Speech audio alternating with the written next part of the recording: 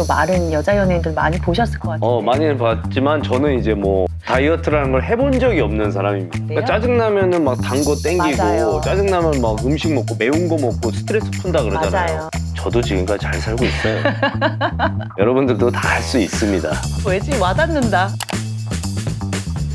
마음이 건강해야 몸이 건강하다. 안녕하세요. 10대들의 마음 챙기기의 개그맨 이무일입니다. 오늘은 10대 친구들의 몸에 대한 생각, 자존감, 그리고 섭식장애, 식이장애에 대해 이야기 한번 나눠보겠습니다.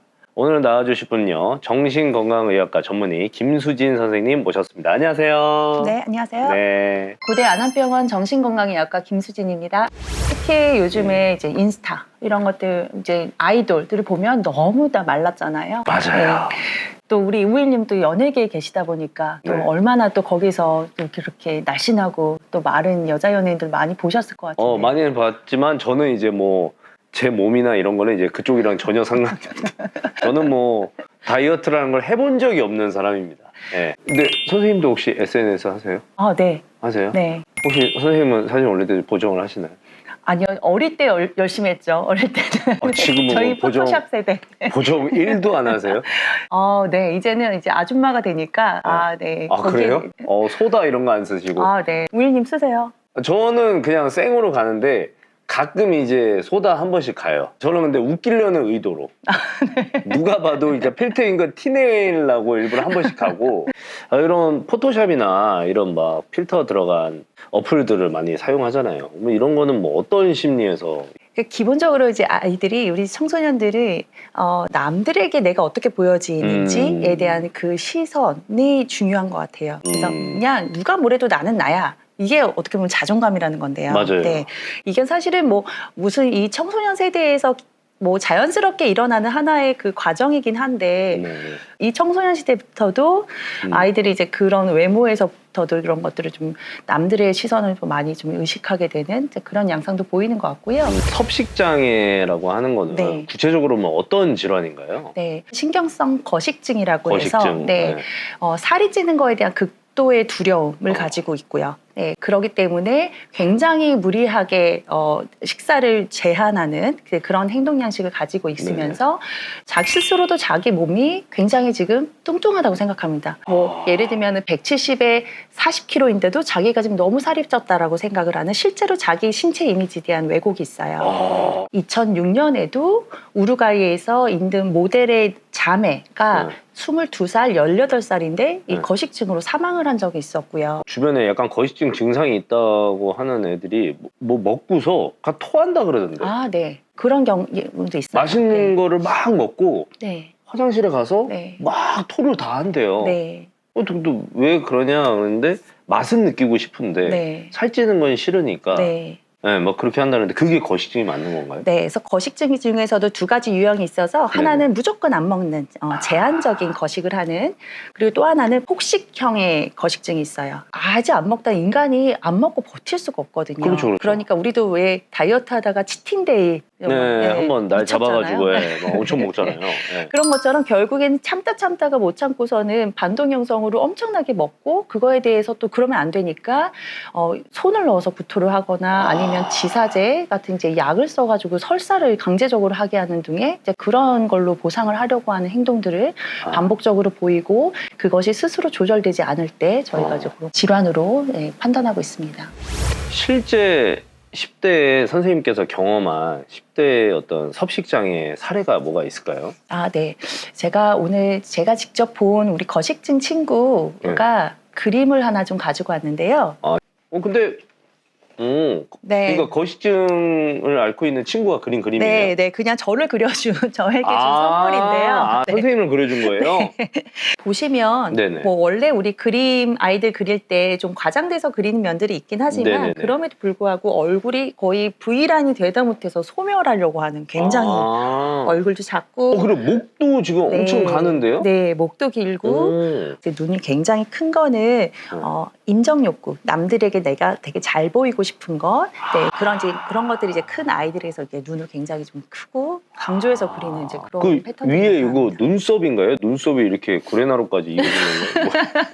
아니 이게 검은색 이래가지고 구레나루인가 뭔가 눈썹이 여기까지 내려와가지고 근데 우리 이거 유튜브 이 친구가 보면 마음 상할 것 같은데. 왜? 아니 눈썹으로 보여요. 그래서 네. 제가 거기까지는 분석이 안 되네요. 네. 네. 그래서 이런 이제 거식증 아이들이 네. 흔히 보이는 성격적인 특성이 있어요. 어때요? 주로 여자아이들이 훨씬 많은데요. 네. 여자아이들 중에 우선 똑똑하고요. 엄청 성실하고요. 근데 이게 그러다 못해 완벽주의적인 성향이 있어요. 그러니까 그래서- 뭐 성적이라든지 뭐 이런 네. 것들도 있는데 내 몸까지 완벽해져야 되는구나. 그러니까 우리가 사실은 이 극단적인 다이어트라는 게 아무나 할 수 있는 게 아니거든요. 그럼요. 네.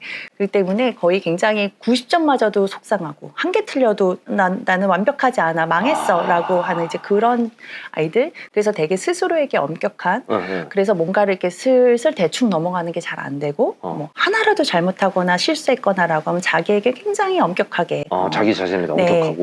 네, 그런 성격적인 특성을 가지고 있는 친구들이 어쩌다가 이런 게 이제 내가 체중을 빼야 되라고 하는 거에 이제 꽂히게 되면 네, 그때는 이제 그 불안이라고 하는 게 굉장히 강박적으로 살을 빼야 하는 이제 그런 양상으로 나오기도 합니다. 그러니까 뭐든지 어쨌든 완벽주의자니까 그냥 극단적으로 가야 되는 성향들이에요. 네.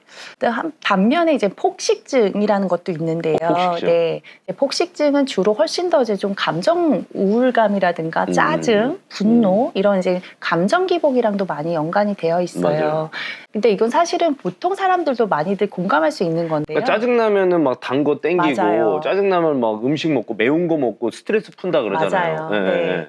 이게 감정적인 부정적인 감정을 들었을 때 우리가 뭔가 맛있는 걸 먹으면 순간적으로 쾌락 중추에서 그렇죠. 쾌락을 느끼거든요. 네, 당이 딱 들어오면. 그렇죠. 네. 그 쾌락을 가지고 순간의 그 심정적인 고통을 잊으려고 하는 이제 그런 이제 보상 심리가 있기 때문에 그런 보통의 수준이 아니라 이것이 정말 좀 심각한 수준이 되게 되면 이제 감정적으로 조금이라도 제가 실수를 했거나 아니면은 실패감, 좌절감 그런 이제 분노 여러 가지 감정을 느꼈을 때 이제 그런 것들을 내가 풀 수 있는 방법은 거의 이제 폭식하는 걸로밖에 대안을 가지지 못하는 네, 그런 친구들에게서 폭식이 나오고 폭식하고 나면 또 뒤따르는 감정이 죄책감이거든요. 그런데 죄책감으로 또 토하고 또 괴롭고 그 괴로움에 또 폭식하게 되고 이런 것들을 반복하게 아니 그러면은 섭식 장애를 겪는 우리 또 청소년 10대 청소년들한테 가장 필요한 어떤 첫걸음은 뭐가 있을까요? 현재 지금 그런 체중 다이어트에 대해서 과몰입된 상태가 네. 실제 내 키에 대비해서 표준 체중에서 80% 이하, 그렇죠. 예. 네. 뭐 BMI로 따진다라고 네. 하면은 BMI 17 이하 네. 정도가 된다라고 하면은 이거는 의학적인 도움을 받으셔야 되는 상태입니다. 네. 그러면 이런 섭식 장애를 뭐 이제 가지고 있는 친구나 뭐 동료가 있으면은 바로 너 섭식 장애야 이러면 거부할 수 있으니까 네. 어떻게 설득을 해서 병원을 보내야 될까요? 이 친구를 절대 막 안 갈라 그럴 것 같아요. 네. 내가 왜 병원을 왜 가? 네. 막 이럴 것 같아요. 우선은 우리 친구들한테는 네. 특히 이제 10대 네, 10대 청소년들. 이렇게 하면은 사망률이 높아지고 네. 나중에 합병증이 높아지고 사실은 우리 청소년들은 잘 와닿지가 안 들어와요. 않아요. 뭐 네. 사망률 이건 뭐 에이 뭐 말도 안 되는 소리야 이러지. 네, 너무 먼 얘기거든요. 네, 와닿지 않아요. 네. 근데 우리 친구들한테 그러면 너 이렇게 계속 안 먹으면은 오다리가 돼. 제가 쓰는 방법인데요. 그러니까 실제 실제로도 그런가요? 네, 실제로도 이제 뼈나 이런 것들이 성장이 약해지면서 네, 근육이 네. 약해지면서 이렇게 네. 체형이 되게 안 예쁜 모양이 될 수 있어서 오다리. 근데 이 아이들 굉장히 외모에 예민하잖아요. 화장이 잘 안 받을 거야. 오. 이런 게 오히려 아이들이 약간의 그래도 팔랑하게 그렇죠. 왜냐면은 외모 때문에 생긴 병이니까 네. 그거를 이제 반대로 너 이러면은 오히려 더 안 좋아져. 외모가. 네. 이걸 약간 충격요법 같은 거구나. 네. 섭식 장애를 지금 가지고 있는 우리 청소년분들이 좀 있을 텐데 우리 그런 친구들에게 조금 자존감을 좀 업시킬 수 있는 말 한마디 하면서 마무리하도록 하겠습니다. 여러분들은 어떻게 생겼건 아니면은 지금 어떤 머리 모양과 어떤 얼굴을 가지고 있든 간에 모두가 다 우리가 소중한 존재들입니다. 그리고 여러분들이 이 겉에 피부 바깥에 있는 모습을 가지고서는 평가받는 것이 아니라요.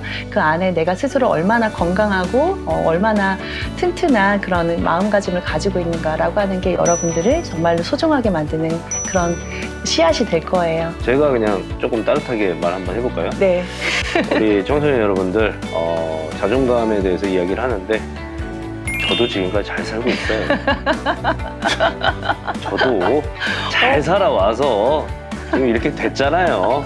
여러분들도 다 할 수 있습니다. 네, 모두가 할 수 있어요. 왠지 와닿는다. 힘내세요. 네, 좋습니다. 너무 좋은 말씀 감사드리고요. 네, 오늘 따뜻한 말씀 또 해주셔서 너무너무 감사드립니다. 네, 감사합니다. 감사합니다.